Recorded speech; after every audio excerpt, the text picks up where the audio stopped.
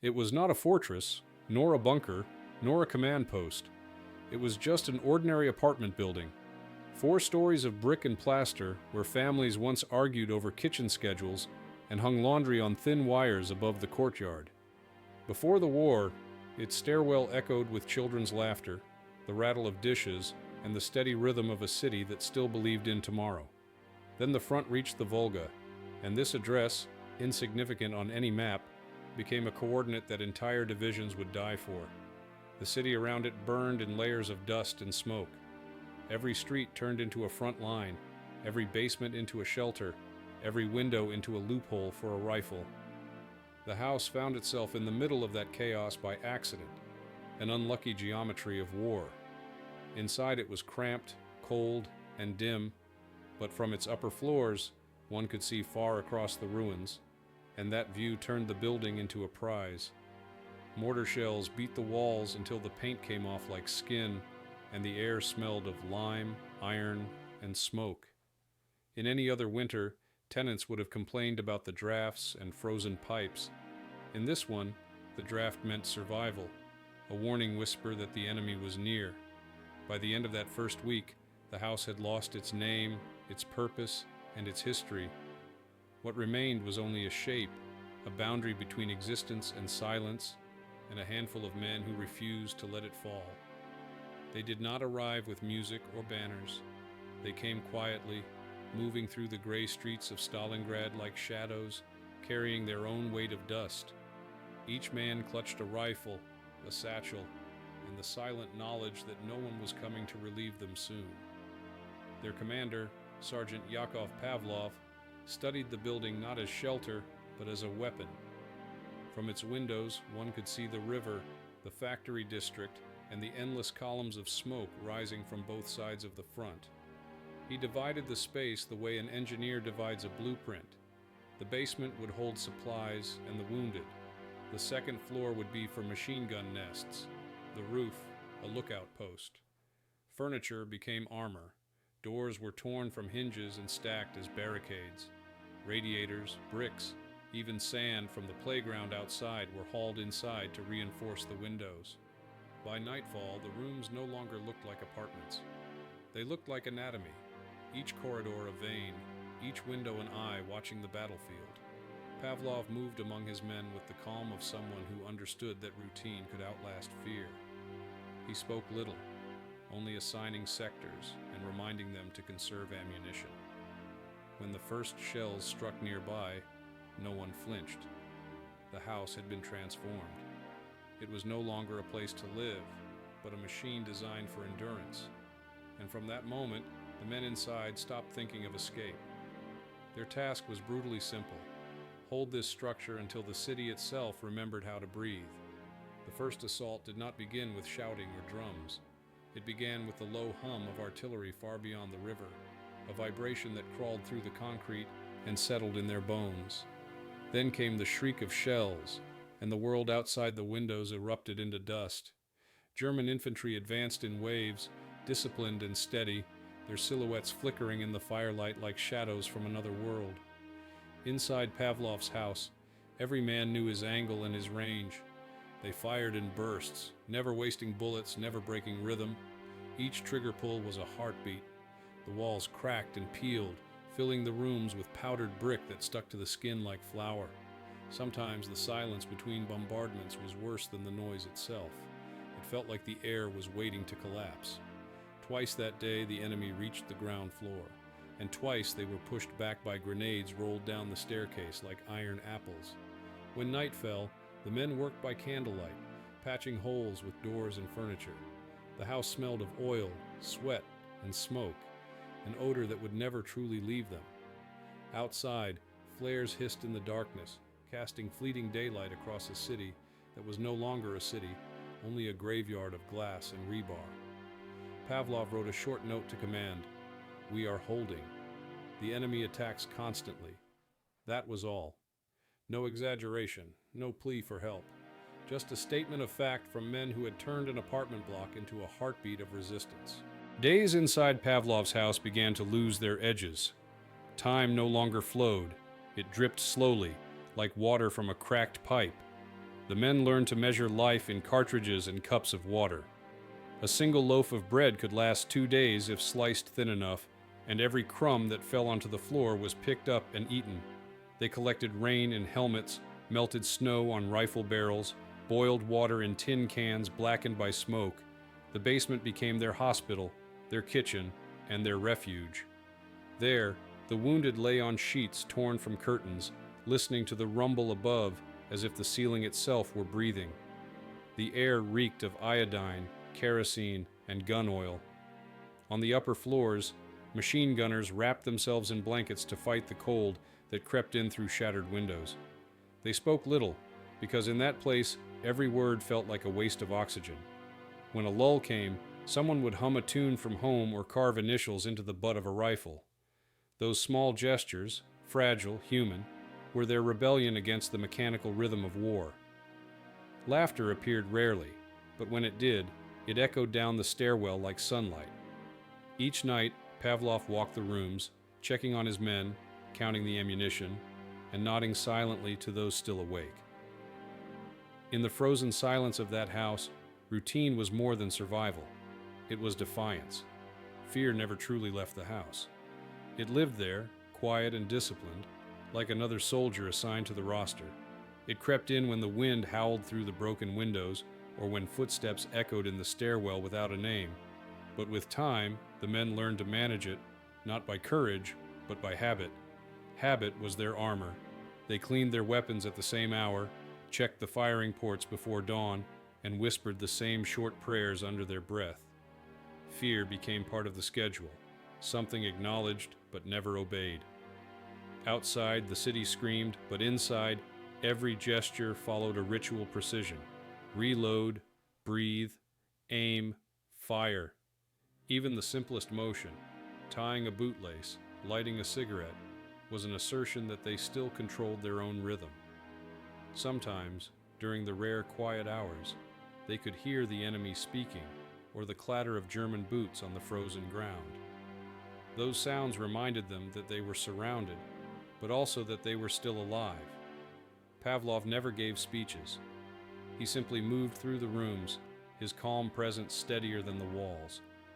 Each man began to imitate him unconsciously. Short sentences, slow movements, a deliberate refusal to panic. The house was no longer divided by rank or floor. It had become a single body, breathing through dust and gunpowder. Fear had not disappeared. It had been domesticated, tamed by routine, reduced to a silent companion in the narrow corridors of endurance. The great assault came on a night when the city was so still that even the flames seemed to wait. It began with a single flash beyond the square, followed by the low roll of artillery crawling closer. The first shells hit like a hammer. Windows exploded outward, and the rooms filled with choking dust that turned the air into concrete. The men crouched behind their barricades, coughing, waiting for the silhouettes to appear through the haze. Then came the shapes, dark, moving, shouting in German. Grenades rattled down the staircase. Pavlov shouted once, clear and sharp, and the entire house reacted as one organism. Fire burst from every window. The first wave fell, and another followed immediately. The building shook under the blast of tank shells that shattered half of the top floor. Ceiling beams cracked, plaster rained down like snow. For a moment it seemed that the entire structure would collapse, that the defenders would be buried in the ruins they swore to protect. But they did not retreat. One man kept firing a machine gun until the barrel glowed red. Another dragged the wounded to the basement without waiting for orders. The assault lasted for hours, an unbroken roar that blurred sound into vibration. When dawn finally came, the house still stood, though scarred and smoking. The men inside were deafened, trembling, and half blind from exhaustion, but they were alive, and in that gray morning light, survival itself felt like victory. After that night, the house seemed to breathe differently. The walls leaned inward, cracked but stubborn, like tired ribs still guarding a heart that refused to stop. The men reorganized everything. Broken rooms became workshops.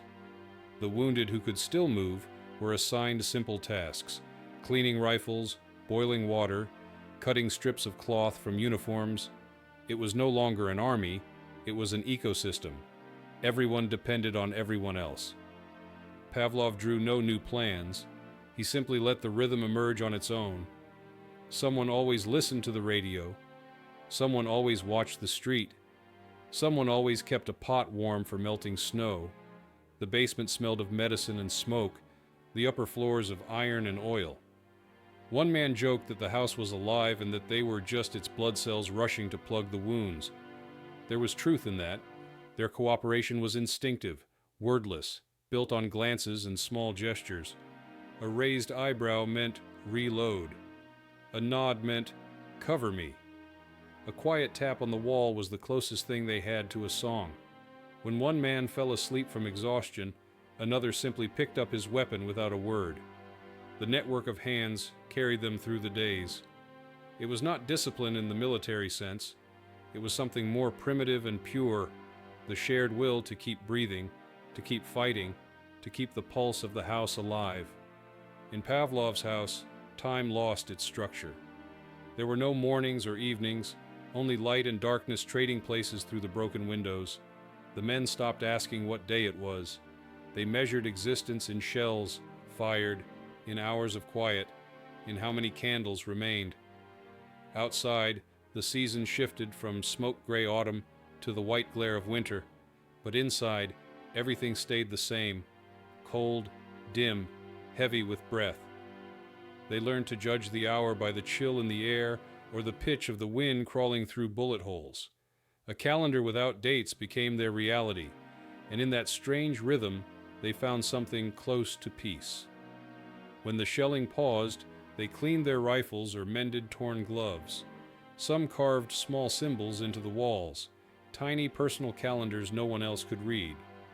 A day when no one died was considered a holiday.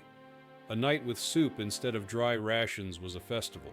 Between battles, they sat in silence, listening to the creak of the building, each sound a reminder that it still stood. Pavlov rarely spoke now. His voice was saved for necessity, his eyes saying what words could not. Hold the line, breathe, endure. Outside, snow began to fall, covering the wreckage like a shroud.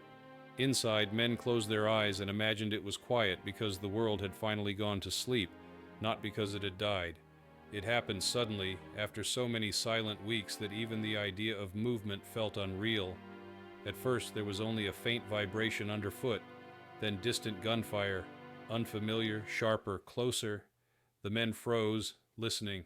The sound grew stronger, rolling through the frozen air like thunder, but this time it came from behind the German lines. Someone whispered, "Ours!" No one dared believe it. Yet, moments later, they heard the short staccato rhythm of Soviet machine guns, the kind they had memorized long ago. The city was shifting, reinforcements were pushing forward, street by street, reclaiming the ruins that had become graves. Pavlov's men looked at one another, exhausted beyond celebration. They did not shout or cheer, they simply began to move with purpose. The wounded were carried downstairs, the windows reinforced again, the radio tuned to catch any signal of confirmation. Then, out of the gray smoke, figures appeared, Soviet soldiers in the same tattered uniforms, their faces hollow but alive.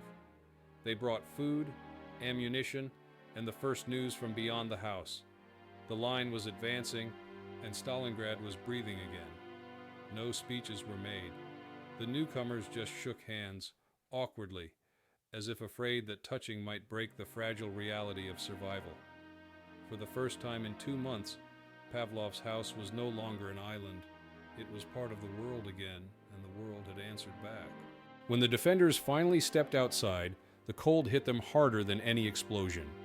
Their boots sank into the snow mixed with ash, and for the first time in weeks, they could see the city not through cracks or gun ports, but as it truly was, flattened, burned, silent. Pavlov turned once to look back. The house still stood, though it was hardly a building anymore, just walls gnawed by fire and time, a skeleton refusing to fall. To the men, it looked alive.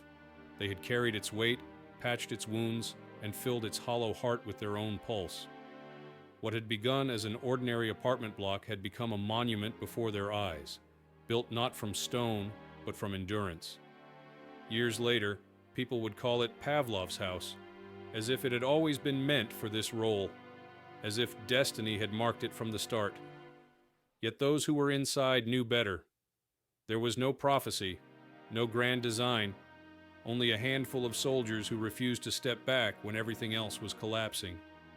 The war would continue, swallowing new cities and new names, but this one place on the banks of the Volga remained a message carved into history, that even in ruin, defiance can stand upright. Pavlov never asked to be remembered. The house did that for him, and as long as its cracked walls cast a shadow, it will keep whispering the same quiet truth, that courage is sometimes just the decision to stay,